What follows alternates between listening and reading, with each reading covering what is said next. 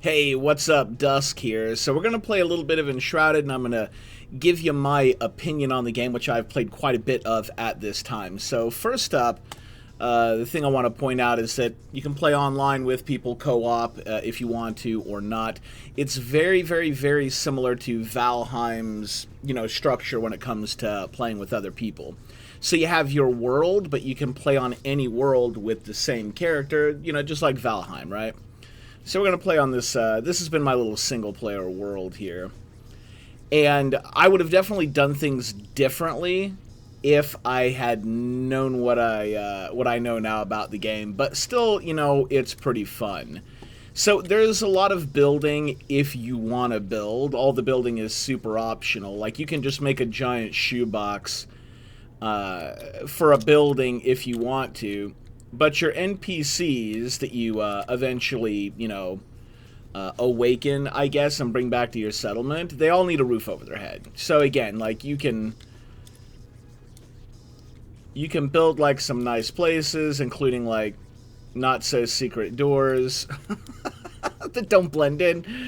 Again, like, just like a giant shoebox. But, like, I wanted to do some building, so I've got, like, a little settlement started.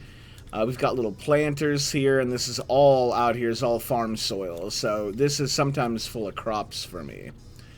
And then, yeah, and I've got just a whole bunch of NPCs, and I've decorated their houses and all that stuff. So the building is pretty cool.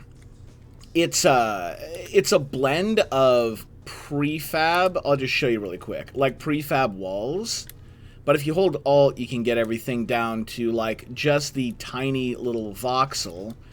And if you right-click, you can remove. So you can actually just, like, punch a window out anywhere you want to, right? Uh-oh. And then you can press Y to undo. Or, left-click to fill in these, like, individual little holes. So the building is really freeform, but also, like, pretty friendly to use. The roof is a little difficult to kind of get set up the way you want. You definitely probably want to build some scaffolding so that you can, like, stand up there and measure. But you can do some pretty good roofs. I know in most games when you're trying to do, like, these, an L-shaped building and you're trying to match two different roofs together, often they just don't fit, right? Ah, I can't get up there. I think I've tried this before. Oh my god, I made it up here. So, like, you can really, like, meet different angles. Again, like, the building is really good. I think that's just the thing I want to show there. The building is super solid. The gameplay, let's go ahead and get into that, right? There is quick travel in the game. Anywhere that you drop a land claim, which is this little fire thing here, and you're limited on how many of those you can have, and that depends on your level. But you can fast travel to any of those, or any tower that you've unlocked. So we've got the Springlands Tower there, we've got the Revelwood Tower here, and just really quick, let's teleport over to this tower, which might be that one? No, I think it's a different one. That one was pretty far away. The towers are huge. The towers are huge.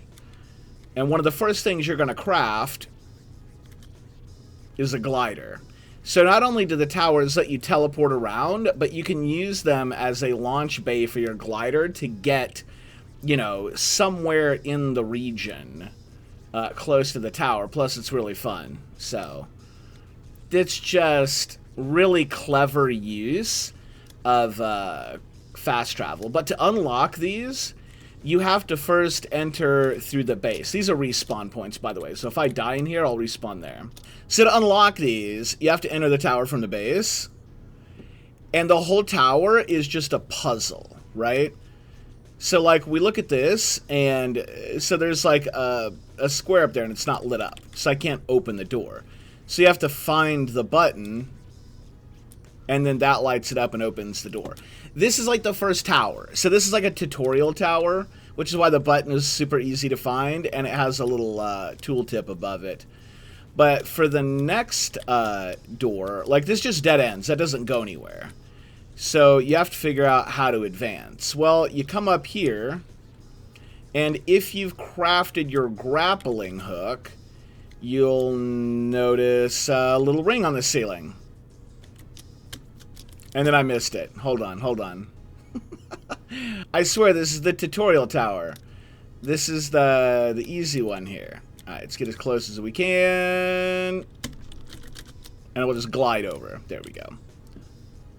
And then we open that, and then you're to kind of to the next level here. Same thing, we'll grapple hook across. We got some spike traps down there that do a little bit of damage. And then this is our next teleporter to the next level. And you'll do this several times throughout a tower, is where you have to find like 4 of these or something like that. And so we got some lava down there. And this one's a little bit more complicated. I don't actually remember. Yes. Buttons that are up high, which can be shot with a bow or a wand. But the bow is like longer range and easier to aim, so the bow is a little bit better. This didn't go anywhere, but it opened some treasure, which does respawn, so you can come and farm it if you want to.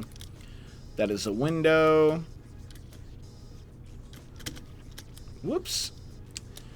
And now we're up to the next level, which has a lot more spikes to it, right? So you get the idea, right? A lot of like puzzles. And then so you're probably curious about the combat, right? We got our slam attack there. We got our block. Oh, except I missed it. There we go. And they've got a little block meter that fills up, and if you fill it up, you can stun them by hitting them again. Come back here, Mr. Healer. No.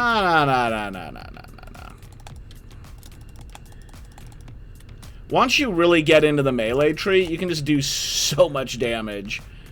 So much damage. Here's a legendary wand for a comparison. How tough these guys actually are. And with that healer back there, this is a lot harder. Whoops. Kind of glitched out a little bit, didn't it? Do a quick block to kind of force him out of his attack. Stun him, and then just do so much damage the healer can't touch you. Now, there are some guys that are really tough to deal with. It's the current guys that are really difficult for me personally to deal with are these guys that I call acid dudes. He's got like these green hatchet cleaver looking things, and they say acid something on them, right? But like that guy. Oh, hold on here. I wanted to blow the barrel up, but the wand is heat-seeking. Hold on. Come by the barrel, buddy.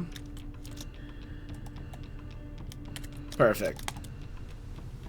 So yeah, the guy with the acid cleavers is really tough. Like blocking, he eats almost all my stamina up to block. So I often have to like dodge roll around his attacks, but he hits super hard. He's really difficult for me to deal with. A lot of times I'll just run into a house and lock him in the house and run away. They're really difficult. But like that's a thing you can do, right? Come on, big boy.